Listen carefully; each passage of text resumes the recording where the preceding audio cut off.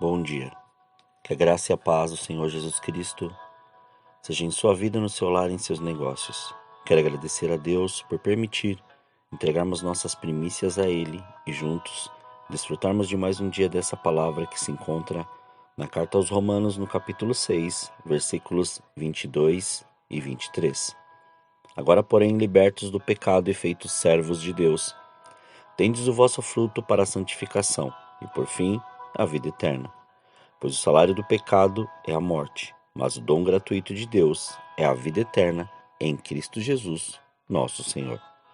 Ao meditar sobre esses versículos, o Senhor me levou ao seguinte questionamento: estamos compreendendo nesses dias a profundidade do que é pecado em relação à nossa vida espiritual? Porque normalmente somos levados à compreensão de que o pecado é tudo aquilo que fazemos para quebrar os mandamentos de Deus. Mas hoje quero mostrar que existe algo que não nos atentamos como uma visão clara e objetiva. Por se tratar de algo espiritual, não há a retratação dessa atitude de uma maneira devida, pois estamos tão envolvidos pelas novas legislações que criaram para desestruturar a família e colocar um conceito de normalidade naquilo que é anormal, mas desconhecemos aquilo que já nos foi apresentado, pois que nenhuma dessas armadilhas pode ser maior que os princípios de Deus que já foram estabelecidos em nós. Por isso, a pergunta é pertinente: compreendemos a profundidade do pecado em nossa vida espiritual? Se nossa visão estiver em continuar acreditando numa mentira, nossa mente reunirá provas para dizer que não é pecado viver daquela maneira. Exemplo: um homem viaja bastante e tem suas paradas em lugares onde ele chama a atenção por sua hospitalidade e simplicidade, mas não percebe que algumas mulheres se achegam com interesse, e a ausência de não estar em casa o leva a sentir falta daquele tipo de atenção, onde sua rotina de pensamento muda, permitindo-se influenciar pelas palavras e atitudes daquela que quer conquistá-lo. E ele e ela, conseguindo atingir a esse ponto onde a guarda está baixa, laça-o, pois a ausência de casa acaba deixando o homem vulnerável a sentimentos. E se não estiver convicto de sua fé e espiritualmente cheio da presença do Senhor, cairá neste laço da falsa solidão, onde acabará se envolvendo com essas mulheres. Isso foi um fato que durante anos vimos ser contado de pessoas que viveram os dois lados, o de ceder à tentação e aqueles que não cederam. Pois só existe um meio para que você não ceda: a santidade ao Senhor. Mas não estou sendo retórico, mas sim verdadeiro naquilo que o Senhor tem revelado. A santidade começa quando permitimos que a nossa mente seja influenciada pela presença do Senhor, através do Espírito Santo e de sua palavra. Pois, se honrarmos a Deus em tudo, acabamos reconhecendo o senhorio de Jesus e do Espírito Santo em nossas vidas. Mas, para que seja uma tarefa de um entendimento amplo, temos que compreender quem é o Senhor em nós. Pois só quando reconhecemos quem somos nele e ele em nós é que somos levados a esse nível de maturidade.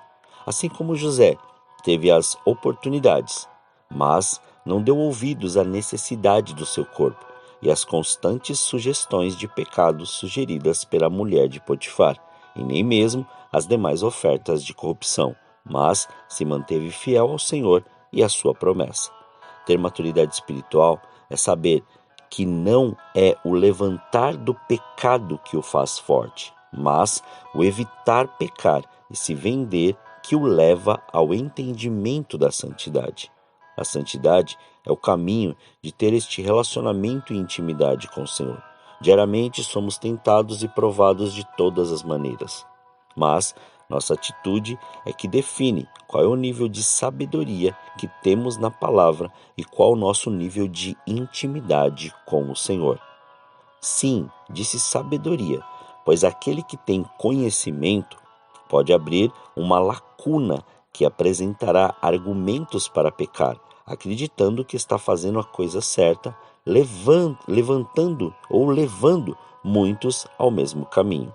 Isso me faz lembrar daquilo que o pai fazia com o filho no dia anterior ao seu casamento, pois, com o entendimento de que tinha que ter uma experiência sexual antes do casamento, o noivo era levado para se deitar com outra mulher, para que não ficasse sem saber como fazer na noite de núpcias com a sua mulher.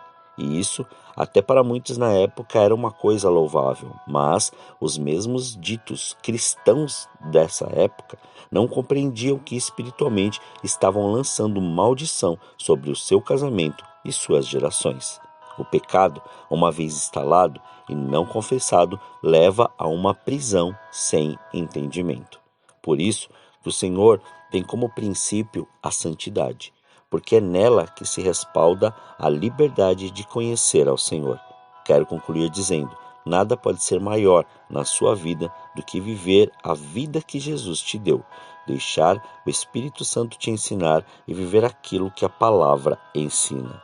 Pois viver de um modo religioso não reflete e nunca refletiu a graça de Deus através de Jesus, mas sim dogmas, maneiras, métodos, hábitos e rotina, pois o perfeito amor lança fora todo medo. Se temos medo de pecar, não tememos a Deus, pois Ele já nos fala para nos afastarmos da aparência do mal. Não é enfrentar o pecado, mas evitá-lo. Já viu aquela história do fumante ou do alcoólatra que colocam tanto o cigarro quanto o copo de pinga na frente deles e ficam olhando dizendo: "Você não tem mais poder sobre a minha vida, eu te venci"? Cuidado, isso pode ser um pretexto para dizer que a tentação foi maior. Fuja da aparência do mal, até você estar cheio da presença do Senhor. Pecado se enfrenta com santidade, oração, jejum e palavra. Portanto, que possamos vigiar em nossos corações por cada pensamento, palavra e sentimento que tivermos, para que a glória do Senhor continue se manifestando e que vejam o Senhor em todas as nossas atitudes. Não esqueça, o Senhor tem algo novo para fazer em sua vida. Por isso, permita que essa presença se manifeste através de suas atitudes. Oremos. Pai, nós te louvamos e te agradecemos. Graças te damos por esse amor. Graças te damos por esta presença. Obrigado por nos conceder mais este dia diante da sua presença, diante da sua graça. Este dia que reflete, Pai, mais uma vez a sua glória. Entregamos estas primícias, consagramos tudo diante do seu altar. Todos os nossos pensamentos, palavras, sentimentos, tudo, Pai. Todos os nossos sentidos estão diante de Ti, Pai, consagrados, para que o Senhor cumpra e estabeleça, mas leva-nos ao entendimento, Pai, desta palavra, porque, Senhor, ainda, Senhor, somos pessoas que estão vivendo, sim, neste mundo à mercê de todas as influências que estão. Então, leva-nos ao entendimento daquilo que temos que fazer, como fazer, Pai, para que nada, Senhor, fuja diante daquilo que o Senhor preparou para as nossas vidas. Pai, sabemos que tudo está diante do seu controle e na sua direção. Então cumpra, faça e estabeleça o seu querer. Que a cada dia mais a sua presença, Senhor, seja viva e reine, Senhor, sobre nós.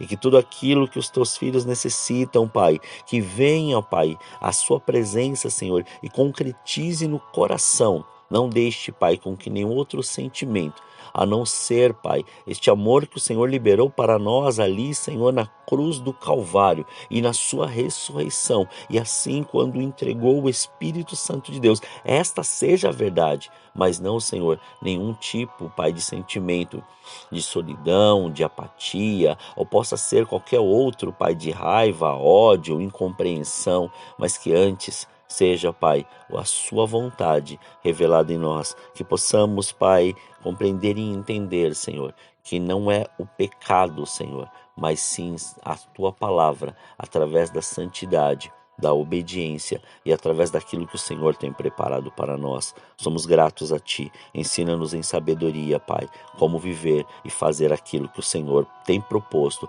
para as nossas vidas em mais este dia. Graças te damos, Pai. Muito obrigado, Pai, por mais esta oportunidade. Assim nós oramos, agradecidos a Ti, em nome de Jesus. Amém. Que você tenha um dia abençoado na presença do Senhor. Quem vos fala é o pastor Leandro Araújo, da Igreja Apostólica Caminho de São Paulo, capital. Deus te abençoe grandemente.